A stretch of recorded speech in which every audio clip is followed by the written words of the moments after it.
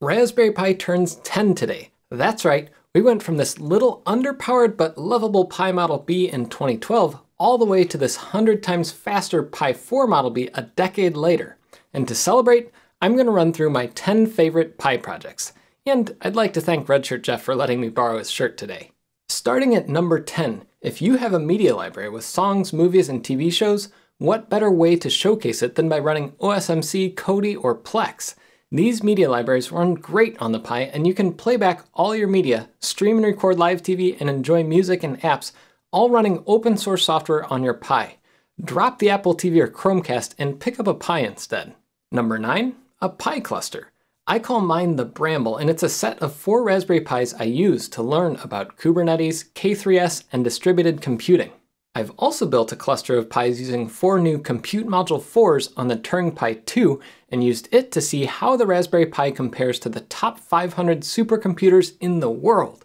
Well, at least in 1999. And then I took that same cluster 100 miles away and ran my website from my cousin's farm completely wireless using solar power and a 4G modem. Pi clusters aren't faster than a modern desktop PC, but I've learned so much from building Pi clusters over the years, I can't recommend it enough if you want to learn about infrastructure and DevOps with a cluster that fits in the palm of your hand. Next up, at number 8, I spent a lot of time this year learning about 3G, 4G, and 5G modems with the Raspberry Pi. And I found out you can build your own mobile hotspot using a Pi.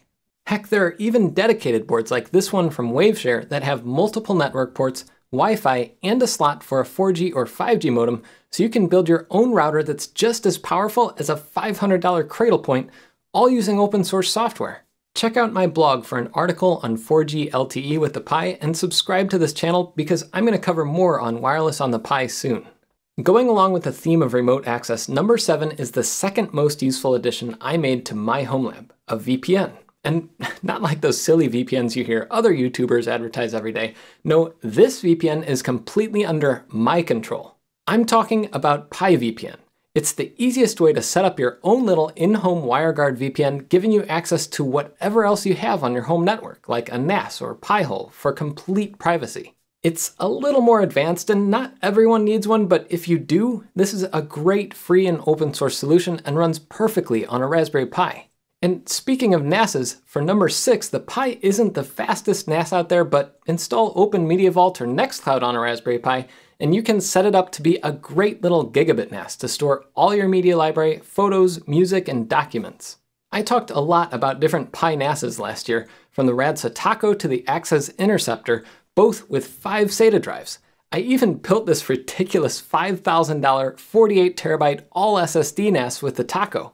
Now, the Pi's processor holds it back from competing with a modern Synology, QNAP, or Asustor NAS, but it works great if you just have a gigabit network and don't need to do crazy things like transcode 4K video.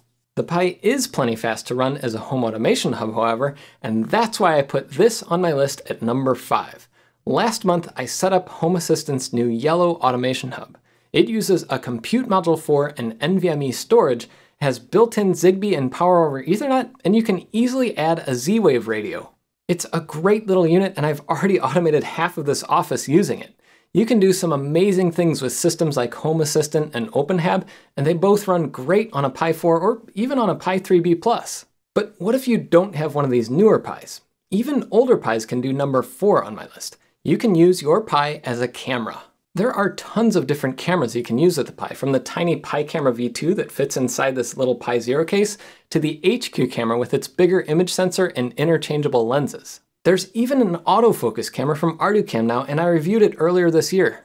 But hardware is only part of the equation. What makes cameras on the Pi really powerful is the software. From using Python to build a custom time-lapse setup, to running MotionEye or TensorFlow to build a surveillance camera or smart doorbell, the Pi has you covered. And if you're in a pinch, you can even use Show Me Webcam and turn a Pi into a USB webcam. Next up on the list is related but much more expansive. Number 3, environment monitoring. I already display local weather and some information about my home's air quality monitors on my Raspberry Pi dashboards. But did you know there's also a Raspberry Pi system for seismic monitoring? And Raspberry Pi also introduced the Pico last year, a microcontroller that's great for building into remote sensors for all kinds of different monitors. This year, I'm going to monitor even more things like power and earthquakes, so subscribe if you want to see it. But now we're getting to it. Number 2 on the list is probably one of the most fun and entertaining uses for a Raspberry Pi: retro gaming.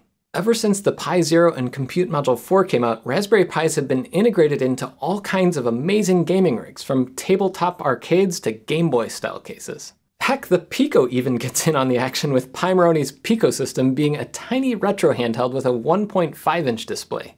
The Pi 4 is powerful enough to emulate PSP, Nintendo 64, and Sega Dreamcast games, and anything older than that really, and there are hundreds of different cases and boards that will trigger your nostalgia, from the NES Pi to this Knoll 2 handheld, which I built in a video last year linked below.